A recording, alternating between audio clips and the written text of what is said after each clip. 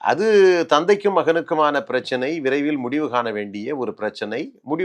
விரைவில் காணப்படும் என்கிற நம்பிக்கை 100 விழுக்காடு அனைவருக்குமே உண்டு. அதனால தான் எல்லோருமே இவரை குறை சொல்வது, அவரை குறை சொல்வது என்று இல்லாமல், அவரை நிறுவனராகவும், இவரை தலைவராகவும் ஏற்றுக்கொண்டு இயக்கத்தை நடத்தி வருகிறார்கள். அதன் அதன் சொல்படி நடந்து வருகிறார்கள். ஆகவே இதுல எந்த ஒரு இடைஞ்சலும் இல்லை, எந்த ஒழுங்கு நடவடிக்கையும் இல்லை.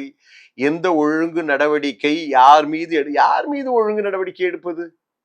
யார் மீது ஒழுங்கு நடவடிக்கை எடுப்பது? இந்த இயக்கத்திற்காக, இந்த இயக்கத்தை ஐயா காட்டிய வழியில் சென்று கொண்டிருக்கிற அன்புமணி ராமதாஸ் அவர்கள் மீது நடவடிக்கை எடுக்க உண்மையிலே அவர் தயங்குகிறார் என்று தானே பொருள். அவர் நீட்டிக்கிறார் என்று வருகிற பொழுது அதனுடைய விளைவுகள் எப்படி இருக்கும்? அதாவது அதனுடைய விளைவுகள் எப்படி இருக்கும்?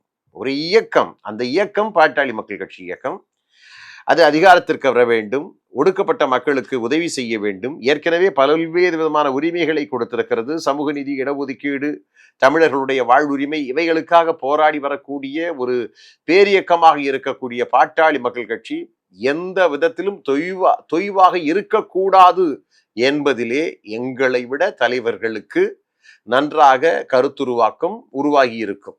ஆகவே இந்த சில இடைஞ்சல்கள், சமீபத்திய இடைஞ்சல்கள் மாறுபடும் என்றே நான்